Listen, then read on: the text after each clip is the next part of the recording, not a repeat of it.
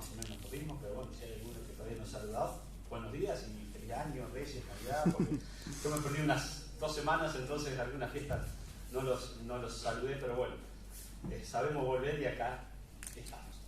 Como es normal, quienes desde hace años nos siguen, generalmente en los estudios, la segunda reunión, siempre vamos estudiando libros de la Biblia, tema libre, libros de la Biblia, tema libre, libros de la Biblia, tema libre. Recuerdan, tuvimos profetas menores, tema libre, primera de Reyes, segunda de Reyes, tema libre, y bueno, ya el tiempo de los temas libres había caducado y era hora de comenzar con un libro. Pero esta vez no cambiamos con un libro de la Biblia, sino que vamos a seguir un cursillo. Si después lo quieren hacer, háganlo antes que nosotros lo hablemos, así no tiene gracia. Pero vamos a seguir un cursito. Por supuesto que cada predicador va a tomar una lección, pero cada predicador también va a tener su impronta personal para extraer la lección o el concepto que se quiere comentar, y va a poner su impronta personal, valga la redundancia. Hacemos una aclaración, dijimos, año nuevo, curso nuevo. Pero bueno, los que estuvieron, yo no estuve el domingo pasado, pero me enteré, Marcos, que tenía que dar la primera lección, sufrió una recaída de salud, por ahí un desperfecto de salud, y no pudo venir, se fue para el baño, venir para acá. Entonces la primera lección quedaba como postergada, por así decirlo, para la segunda vez.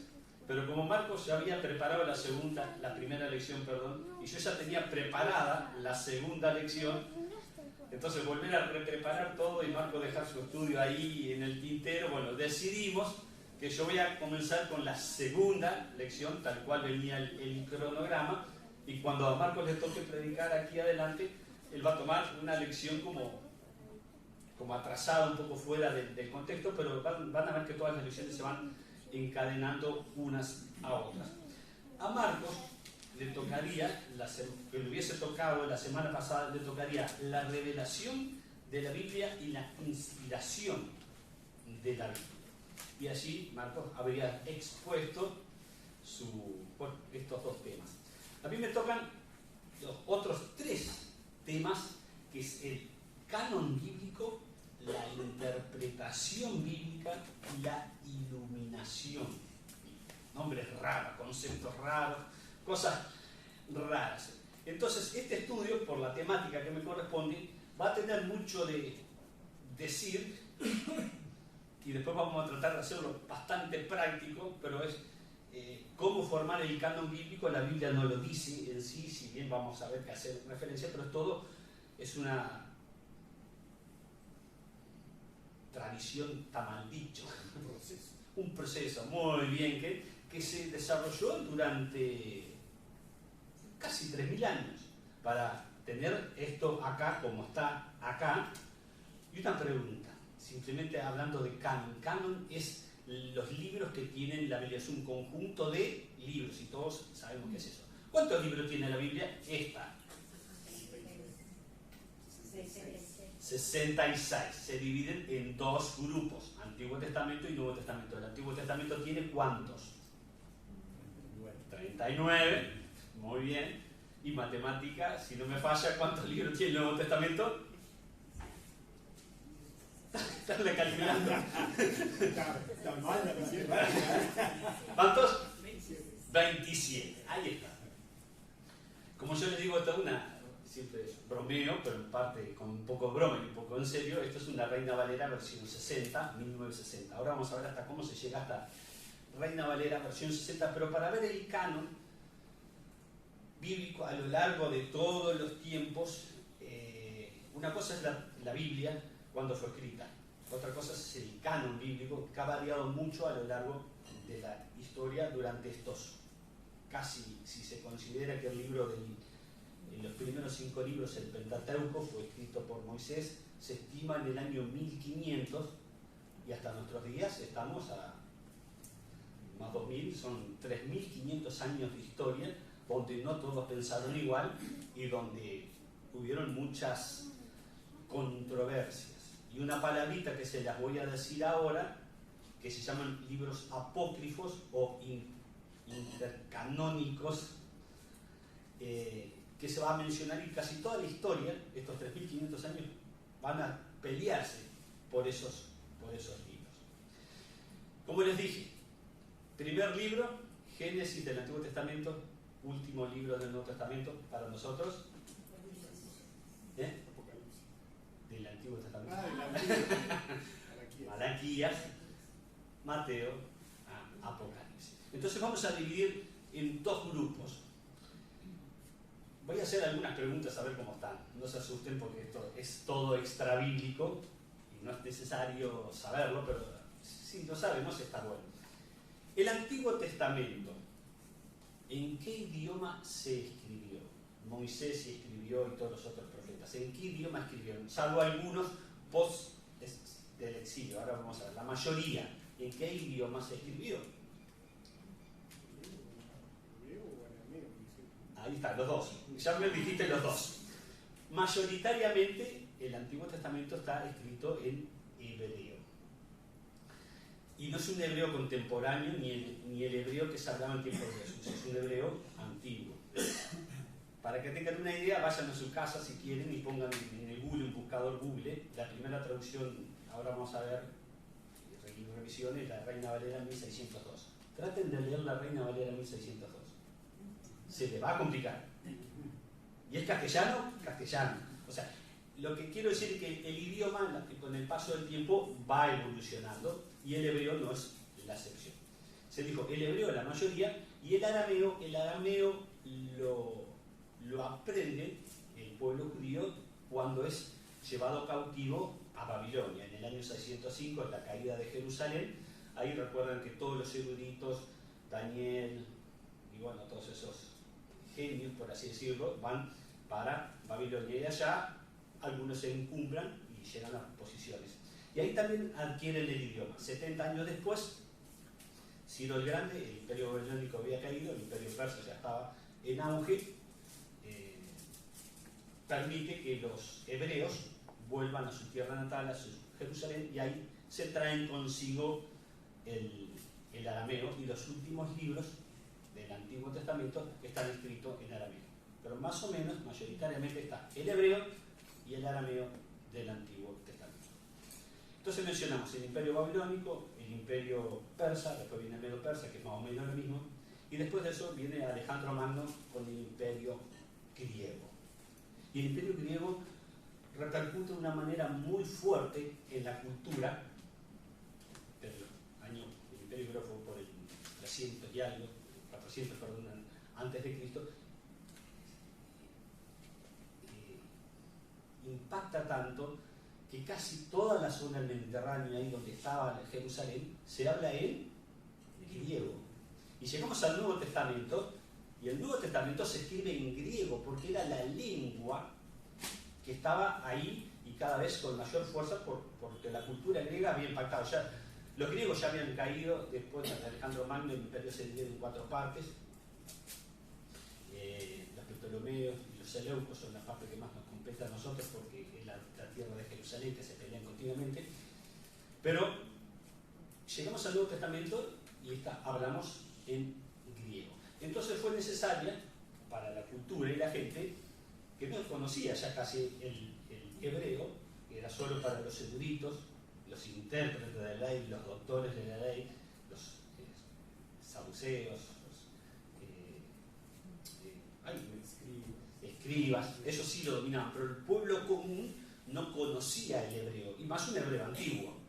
Entonces estaba reducido un grupo. Entonces fue necesario traducir del hebreo, del arameo, al griego. Y ahí se puede decir que está la primera traducción de la Biblia a un lenguaje no original. Esta traducción se llama la Septuaginta, o de los 70, porque se considera que fueron 70 eruditos, 70 rabinos que tradujeron la Biblia desde el hebreo y del arameo al griego. Esta Biblia demoró mucho tiempo en traducirse. Se considera que se arrancó por el 380 a.C. y hasta el 100 a.C. Unos 200 y pico de años demoró su traducción. Y acá hago la primera aclaración. Los textos hebreos mantienen los 39 libros de la Biblia, antes del Antiguo Testamento. El Nuevo Testamento se estaba por escribir, era futuro. Pero esta versión, en la cultura judía, se le daba también autoridad a una serie de escritos, casi se le daba la misma autoridad que el canon bíblico. Entonces ya la primera traducción, la Septuaginta, a los 39 libros se le agregan otros 18. Si vamos a Lucas, capítulo, lo tengo acá apuntado, Lucas 11:51, cuando Jesús quiere reivindicar el Antiguo Testamento, está hablando a los doctores de ley, dice, porque desde Abel hasta Zacarías pasan determinadas cosas con los profetas que Dios enviaba. Ahora, Zacarías no es el último libro de nuestra Biblia, pero en el canon hebreo sí. Lo estoy mareando un poco. Lo que quiero decir que Jesús reivindicó en el Nuevo Testamento los 39 libros. Y él dijo, esto es la ley, esto es el canon. Los traductores le agregaron otros 18. El imperio griego y la cultura griega cayó en manos del imperio romano y la cultura romana. Y ahí empezaron, ya en tiempos de Jesús, recuerden que era una provincia romana, la parte de Judea. Y el imperio romano golpeó fuertemente a la cultura y al idioma. Y poco a poco, el imperio romano, con su idioma, ¿alguien sabe cuál es el idioma del imperio romano? El latín. Fue impactando esa cultura hasta que en casi toda la extensión del imperio romano, que era muy grande, se hablaba latín. Y nuevamente, como en los tiempos de Jesús, que pocos hablaban el hebreo, se tuvo que traducir al griego. Ahora muchos hablaban el latín y tenían la Biblia en hebreo y en latín, perdón, en hebreo y en griego y no en latín. Entonces hubo que hacer otra traducción más de la Biblia para que el común de la gente en cierta forma conociese o pudiese leer la Biblia. Hago una aclaración. La cultura de aquel entonces, el saber leer, el escribir y ir a una escuela, era para para solo unos pocos. Eran los eruditos. El común de la gente era analfabeta, entonces solamente escuchaba.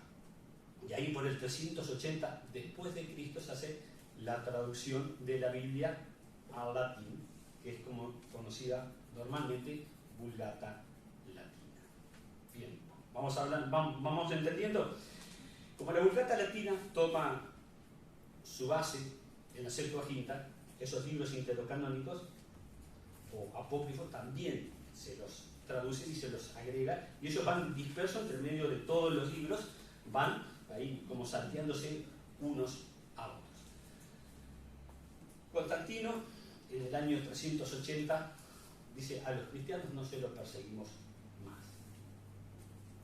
Entonces el cristianismo, que fue perseguido, fue acosado, y también en la persecución se iba expandiendo por toda Europa, Asia, África, dejó de ser perseguido, y años más tarde, en el 380, Teodosio nombra al cristianismo la religión oficial del Imperio Romano. Y algunos consideran que ese es el inicio de la Iglesia Católica Apostólica Romana. Católico de Mundial Apostólica Romana. Ese es el inicio, o algunos lo marcan ahí, aunque los católicos reivindican que el primer papa es Pedro, y ahí toda la serie de papas que van sucediendo, y ellos son los dueños de la verdad, por así decirlo, porque ellos son los únicos que tienen el origen en Pedro. También hago una aclaración acá. Cuando la Iglesia Católica Apostólica Romana toma origen o llega al poder, por así decirlo, porque el poder político y religioso estaban muy entreligados, y ellos tenían al latín como lengua, desde ese entonces hasta 1962, y lo reitero la fecha, desde del 380 a.C. hasta 1962, todas las reuniones católicas se daban en latín. Era orden papal. Entonces, si vos ibas a la iglesia, antes de 1962, se iba a escuchar el sermón en latín. Y venías al domingo siguiente que iba a estar en latín. Y eso produjo también una serie de descontentos, porque el común de la gente no conocía el latín. Y tal vez durante el Imperio Romano conocían el latín, pero los romanos cayeron, una parte del Imperio Romano cayó en el 600 y la otra por el 1200. Entonces el idioma latín fue como quedando de costado y ellos seguían hablando en latín. También esos libros apócrifos, todo lo que digo puede llegar a ser polémico, pero esos libros apócrifos ayudaban a fomentar algunas normas y algunas creencias y algunas prácticas que en el Antiguo Testamento y el Nuevo Testamento no están, pero eran necesarios para mantener una serie de doctrinas que los católicos mantienen y que nosotros etiquetamos con ellas. Esto no es una crítica, simplemente digo, ellos la mantienen, nosotros no. Y básicamente están apoyados en estos libros canónicos, apócrifos o interocanónicos, porque interocanónico viene a decir entre el canon del Antiguo Testamento, los 400 años de silencio, desde el último libro del Antiguo Testamento al primero del Nuevo Testamento hay 400 años, por eso intercanónicos o intercanon, y ahí es donde surgen estos libros apócrifos. Ahora, estaban hablando latín, y a través de otra serie de cosas surge los reformadores, o la llamada reforma. El primer reformador, alguien se da cuenta, es un nombre muy conocido y famoso, Lutero, 1517. Lutero, con ciertas ideas y conceptos no nuevos, porque Lutero vuelve para atrás al origen de la Biblia, a la esencia de la Biblia, al principio de la Biblia, más sumado a su intención de que él veía que el pueblo no tenía una Biblia en su idioma, la tenía en latín,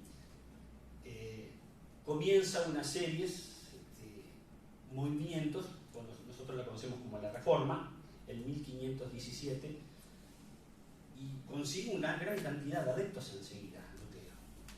Y su reforma empieza a salpicar a países vecinos, como en Francia, con Calvino. Eso produce una serie de reacciones de la Iglesia madre, la romana, y arranca lo que es la contrarreforma. Los estoy mareando, pero ya vamos a llegar van a ver a donde yo quiero llegar. Y llega a tal punto que a Lutero se le manda a matar. Se consigue las dos indulgencias, la indulgencia papal y la indulgencia política de Alemania, y a Lutero lo vamos a matar. ¿Qué hacen Lutero? ¿Qué hacen los seguidores de Lutero? Lo esconden en un monasterio. Nosotros solo sabemos que vos estás ahí. ¿Qué hizo Lutero? Estaba escondido 24 horas, no se le ocurrió mejor idea que traducir la Biblia al latín. Perdón, la Biblia del latín al alemán. No la tradujo, lo escondió en 3 meses. En 3 meses sacó el Nuevo Testamento. Había que saber griego para traducirla nomás al alemán. Y en Alemania en aquel entonces había 4 alemanes, por así decirlo. Entre los eruditos, por así decirlo, de las clases intelectuales, los religiosos, los políticos y todas esas cosas. Y también estaba el alemán del pueblo. Y justamente Lutero la traduce al alemán vulgar, al alemán del pueblo. Y ahí, en esos 3 meses, saca el Nuevo Testamento traducido al alemán. Le llevaba 12 años traducir el Antiguo Testamento. ¿Por qué? Y bueno, porque había que saber el hebreo, había que saber el arameo, había que saber el hebreo antiguo, había que saber latín, había que saber griego y había que saber el alemán. Entonces, le estoy mencionando 6 lenguas que Lutero y sus seguidores hacen, y en 12 años traducen la primera Biblia al alemán. Un compatriota suya, 100 años antes, Gutenberg, ¿saben lo que hizo? La imprenta. Entonces, si bien la primera Biblia imprenta estaba en latín, pero rápidamente esta traducción bíblica fue como reguero pólvora, por así decirlo. Enseguida fue muy aceptada, muy querida, pero Lutero se basó en la Biblia griega, en la Vulgata latina. Él Entonces también le agregó, si bien a los 18 libros le sacó, esos libros apócrifos le sacó varios, pero las mantuvo.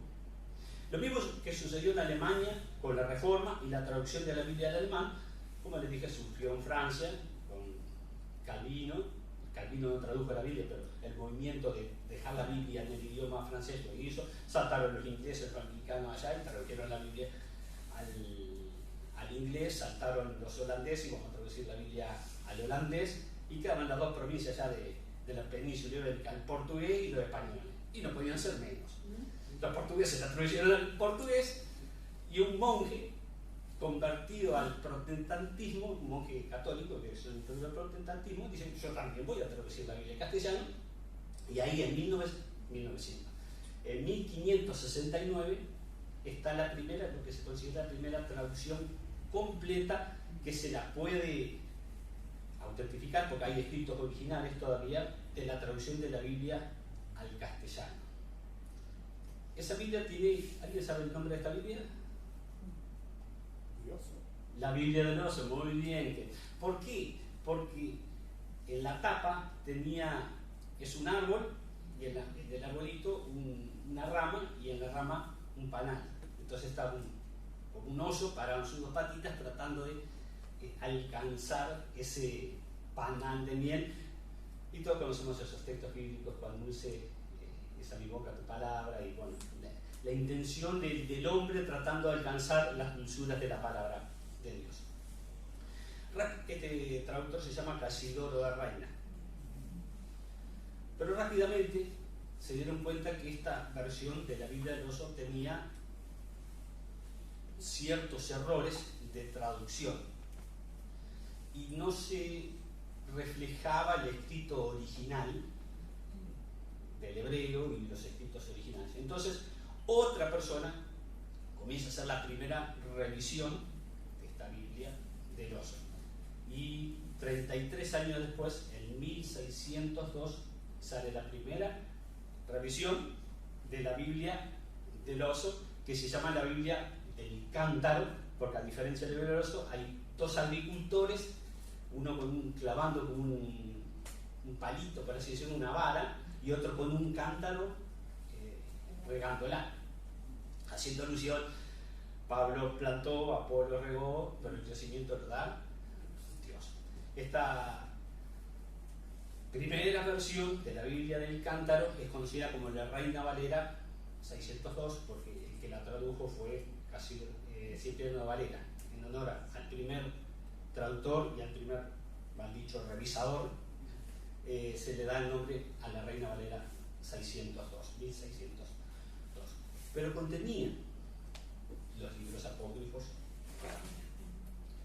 ¿Cuántos salen? Cuando la Reforma se empieza a extender y ya trasciende fronteras, ya sale de Europa, ya se expande, ya maneja muchos idiomas, se crean las sociedades bíblicas unidas. Y las sociedades bíblicas unidas se hacía 200 años que la Biblia del Cántaro ya estaba en marcha, y hace una revisión. 1560 hace la sociedad bíblica, perdón, lo voy a buscar porque 1862 las sociedades bíblicas unidas ya creadas, ahí hacen la primera revisión de la Biblia del Cántaro, que a su vez tenía la revisión de la Biblia del Oso. Y ahí ya, en 1862, los libros apócrifos son sacados. Hago una mención: tanto Lutero como Casidoro de Reina como Cipriano de Valera ya le habían sacado autoridad a los libros apócrifos. Esas Biblias, si ustedes las buscan, tienen el Antiguo Testamento, el Nuevo Testamento y los apócrifos al medio. Ya lo habían separado, lo habían desgregado, por así decirlo, del canon, y los ponían aparte como libros de referencia. Después, como les dije, en 1862, ya las Sociedades Bíblicas Unidas ya literalmente lo sacaron, y después tenemos lo que tenemos nosotros ahora, desde 1862 hasta la fecha, es así. Después hay muchas versiones de la Biblia, cada uno tiene su preferencia, ¿verdad? Algunos se encuentran más, yo siempre soy medio fanático de de la Reina Valera versión 60. Otros tendrán otras versiones. No estoy diciendo que la mía es la buena y las otras son las malas. La Reina Valera siempre se ha caracterizado por ser muy fiel al texto original, o sea, la palabra a la palabra. Una palabra dice esto, en el principio Dios creó, lo dice en hebreo, y la Reina Valera en el principio Dios creó. Es una muy buena traducción, no digo que las otras sean malas. Después empezaron distintas versiones, y hay una versión, la Nueva Traducción Viviente, que es famosa o conocida por ser una excelente traducción conceptual. No va palabrita a palabrita, sino que va el concepto del versículo, por así decirlo, al concepto del versículo. Entonces a algunos les gustará más una traducción más conceptual, a otros les gustará alguna traducción más versículo a versículo, literal. Algunos son muy eruditos que les gusta saber hebreo y tienen hasta comentarios y cosas en hebreo para saber el verdadero. Bien, no importa que si utilizas el hebreo antiguo, el griego, el latín, lo importante es que sea una Biblia fiel, y mayoritariamente las que nosotros manejamos son fieles al texto original y al concepto original de la traducción. Y se nos fue muchísimo tiempo con esto. Martín, ¿estamos listos? Bien. Ahora sí, vamos a dejar de toda historia y abarcamos 1500 años a cómo llegó nuestro canon de 39 libros a tenerlos entre nosotros. Tengo que ver interpretación bíblica. Vamos a ir a solo un versículo. Y les voy a pedir un ejercicio. El pasaje que voy a hablar es muy conocido. Es tan conocido que todos sabemos hasta el verdadero significado detrás de las palabras que hay. Pero lo que quiero es hacer un ejercicio de ver cómo interpretamos la Biblia y cómo hay que tener en cuenta determinada cantidad de cosas. Y no siempre es todo literal que dice el versículo bíblico.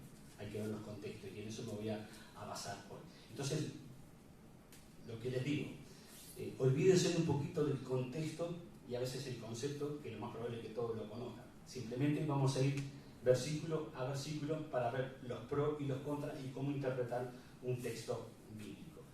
Marcos 10:25. Y solo Marcos 10:25. ¿Vos lo podés proyectar, Martín? No, ni lo busquen, así no me ven los contextos.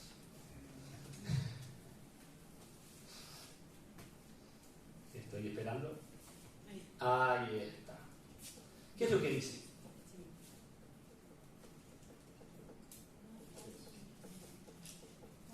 Más fácil es pasar un camello por el ojo de una aguja que entrar un rico en el reino de Dios. ¿Me podemos mostrar la primera figura? Si lo tomo literal. Si lo tomo literal es así. Por supuesto que hay agujas también exageradamente grande. Pero ¿qué quiero decir? Cuando interpretamos la Biblia, muchas veces es literal, porque hay mandamientos que son literales, pero a veces son figuras, ilustraciones o modos literarios que queremos para mostrar o desarrollar una idea. En esta parte es Jesús. Volvemos al texto bíblico, Martín. Ahora, eso sería imposible si lo hablamos literalmente. Y como consecuencia, si no miramos los contextos, ¿qué le pasaría a los ricos? O sea que si tu sueldo va creciendo, no, porque te vas a condenar en el infierno. Entonces ahí surge una de las principales conceptos o ideas de la traducción bíblica. No lo podés sacar de su contexto, porque ahora lo vamos a ver. Y lo segundo, hay una idea, hay un concepto que se va llevando a lo largo de toda la Biblia.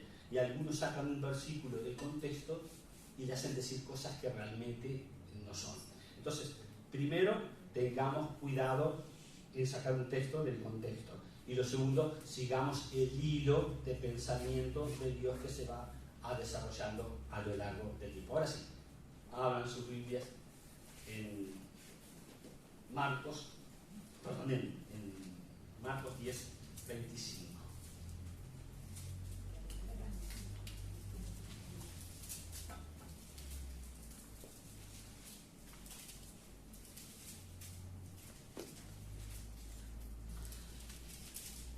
vamos a hacerlo rápidamente, pero todos conocen la historia. ¿Recuerdan cuando un joven rico viene a los pies de Jesús y dice, Maestro, ¿qué tengo que hacer para tener vida eterna?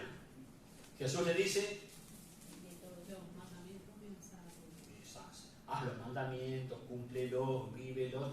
Y el muchacho le dice, desde mi juventud lo sé, esto es pan comido.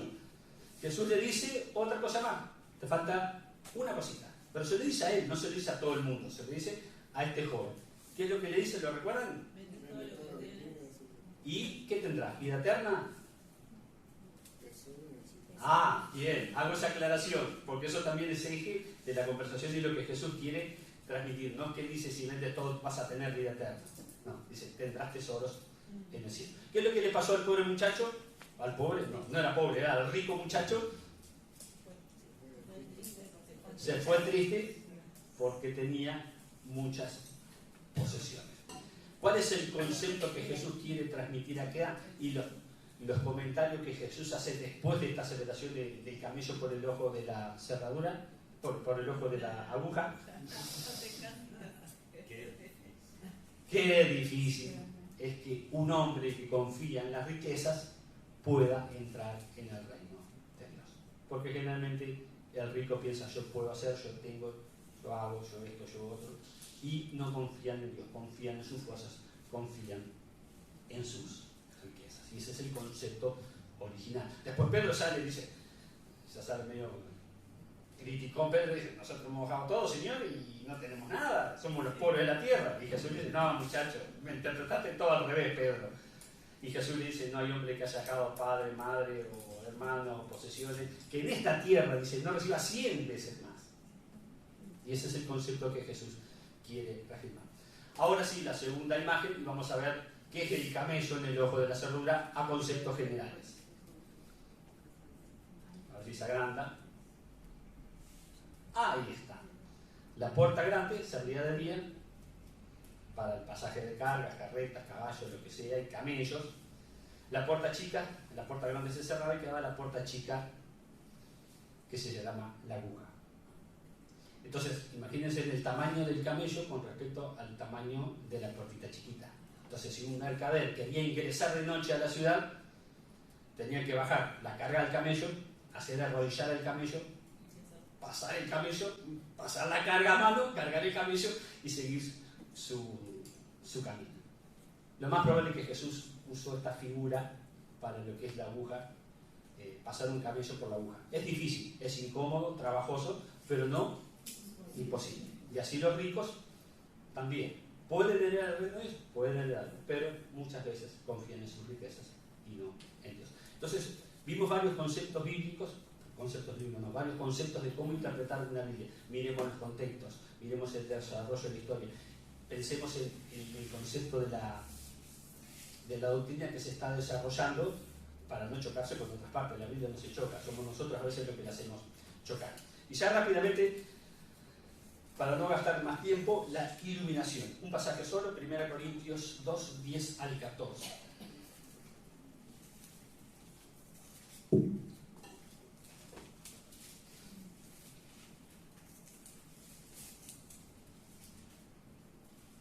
¿Llegamos? Pero Dios nos las reveló a nosotros por el Espíritu, porque el Espíritu todo lo escudriña aún lo profundo de Dios. Porque ¿quién de los hombres sabe las cosas del hombre sino el Espíritu del hombre que está en él? Así tampoco nadie conoce las cosas de Dios sino el Espíritu de Dios. Y nosotros no hemos recibido el Espíritu del mundo sino el Espíritu que proviene de Dios, para que sepamos lo que nos ha concedido. Por lo cual también hablamos no con palabras enseñadas por sabiduría humana, sino como les enseña el Espíritu, acomodando lo espiritual a lo espiritual. Porque el hombre natural no percibe las cosas que son del Espíritu, porque para él son locura y no las puede entender porque se han de discernir espiritualmente. ¿Qué quiere decir estos textos? En el liceo está la materia literatura y también está el texto bíblico allí. Se lo toma a la Biblia como un libro, el más difundido, el más amplio, el primero impreso, como dijimos hoy, el más impreso por años y años, y yo creo que son décadas, hasta siglos, ese es el libro más impreso todos los años. Ahora, cualquiera puede agarrar la Biblia y cualquiera puede leer la Biblia. ¿Y todos la van a entender? Literalmente sí. Cualquiera que quiera un poquito de esfuerzo, sí lo va a entender. Ahora, ¿qué privilegio tiene el creyente que no tiene un mero lector? Versículo 14.